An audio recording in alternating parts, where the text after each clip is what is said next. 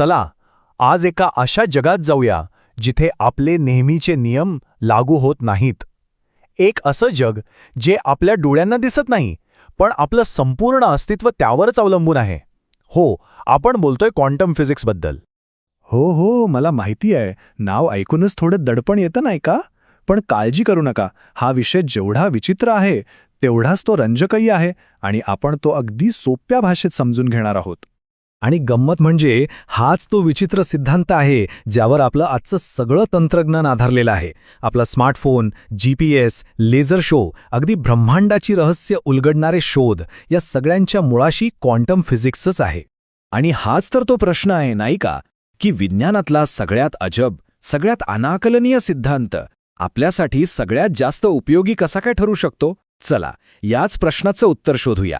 चला तर मग सुरुवात करूया एका वैश्विक महाकाय उदाहरणाने. विश्वातल्या सगळ्यात शक्तिशाली मानल्या जाणाऱ्या कृष्णविवराच्या एका अनपेक्षित कमजोरीबद्दल.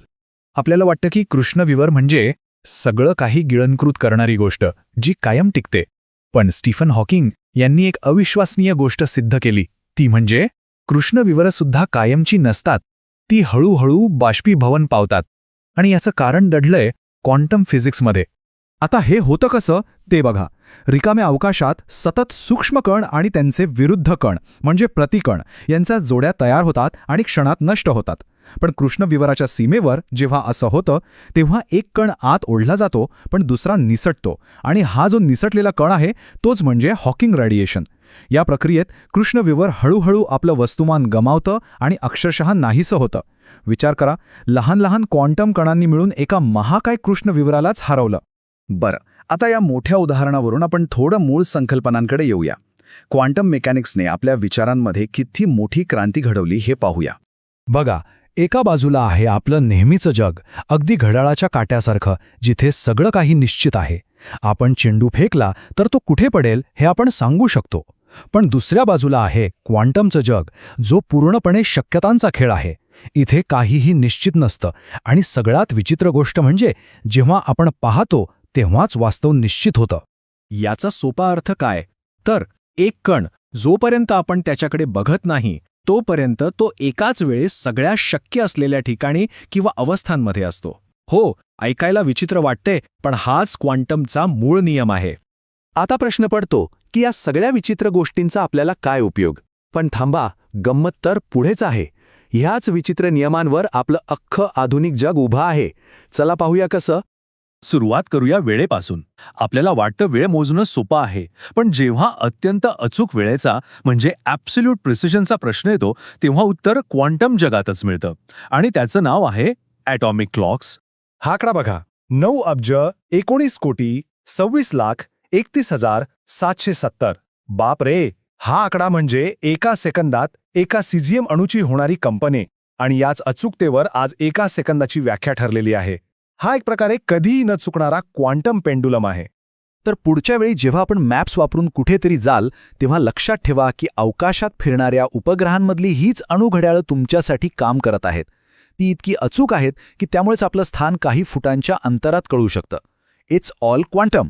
वेळेप्रमाणेच क्वांटम मेकॅनिक्स आपल्याला प्रकाशावरही एक जादुई नियंत्रण देतं, आणि त्या जादूचं नाव आहे लेझर. चला बघूया, हा लेझरचा प्रकाश आपल्या घरातल्या बल्बपेक्षा वेगळा कसा असतो. हे असं समजा, घरातला साधा बल्ब म्हणजे एखाद्या जत्रेतला गोंधळ. प्रत्येक प्रकाशाचा कण म्हणजे फोटॉन आपापल्या दिशेने कसाही चाललाय. आणि लेझर म्हणजे एक आर्मी परेड. प्रत्येक सैनिक म्हणजे प्रत्येक फोटॉन एकाच रंगाचा, एकाच लयीत आणि एकाच दिशेने शिस्तीत चाललाय. आणि याच शिस्तीमुळे, याच प्रिसिजनमुळे शास्त्रज्ञांनी एक अशक्य वाटणारी गोष्ट शक्य करून दाखवली. त्यांनी चक्क अवकाश आणि काळात निर्माण होणाऱ्या लहरी मोजल्या, ग्रॅव्हिटेशनल वेव्हज. आइन्स्टाईनने जे 100 वर्षापूर्वी सांगितलेलं ते या क्वांटम तंत्रज्ञानामुळे सिद्ध झालं. हेच आहे क्वांटमचं सामर्थ्य. आत्तापर्यंत आपण पाहिलं की क्वांटम फिजिक्स आज काय करतंय, पण आता पाहूया ते भविष्यात काय करणार आहे. आणि इथून गोष्ट अजूनच स्पूकी म्हणजे गूढ होते. खुद्द आइन्स्टाईनांना सुद्धा ही कल्पना पचनी पडली नव्हती. त्यांनी याला spooky action at a distance म्हटलं होतं. एन्टँगलमेंट म्हणजे दोन कण असे काही जोडले जातात की तुम्ही एकाला इथे बदललं तर दुसरा मग तो विश्वाच्या दुसऱ्या टोकाला का असेना तात्काळ बदलतो. ह्याच गूढतेचा वापर करून बनतो क्यूबिट. हा क्वांटम कम्प्युटरचा आत्मा आहे. आपल्या कम्प्युटरमधला साधा बिट म्हणजे 0 किंवा 1. पण क्यूबिट? तो 0 पण असू शकतो, 1 पण असू शकतो. आणि सुपरपोझिशनमुळे दोन्ही एकाच वेळी सुद्धा असू शकतो. फरक समजायला अगदीच सोपा आहे. घरातला लाईटचा स्विच तो एकतर चालू असतो नाहीतर बंद. हा झाला आपला क्लासिकल बिट. पण पंख्याचा रेग्युलेटर किंवा डिमर स्विच जो आपण कमी जास्त करू शकतो तो झाला क्यूबिट. तो फक्त चालू किंवा बंद नसतो, तर त्यामधल्या असंख्य अवस्थांमध्येही असू शकतो. आणि याच गुणामुळे त्याची माहिती साठवण्याची क्षमता प्रचंड वाढते. पण एक गोष्ट लक्षात घ्या, क्वांटम कम्प्युटर म्हणजे फक्त आजच्यापेक्षा जास्त फास्ट लॅपटॉप नव्हे. नाही, ही पूर्णपणे वेगळी अवजारं आहेत जी अशा समस्या सोडवतील ज्यांची आपण आज कल्पनाही करू शकत नाही. नवीन औषधं बनवणं, नवीन मटेरियल शोधणं, अशी मोठी कामं. तर कृष्णविवरांपासून सुरू झालेला आपला हा प्रवास आपल्याला पुन्हा आपल्याच वास्तवाच्या मुळाशी घेऊन आला आहे.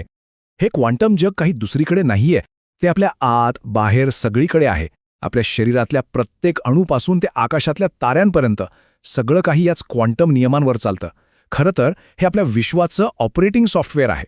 क्वांटम फिजिक्स आपल्याला एक खूप महत्त्वाची गोष्ट शिकवतं की आपलं रोजचं कॉमन सेन्स किंवा अंतर्ज्ञान नेहमीच खरं असेल असं नाही. जग आपल्या अपेक्षेपेक्षा खूप जास्त विचित्र आणि अद्भुत आहे. आणि मग हा प्रश्न पडतोच की आपल्या या वास्तवाविषयी अजून अशी किती रहस्य आहेत जी आपल्याला अजून माहीतच नाहीयेत.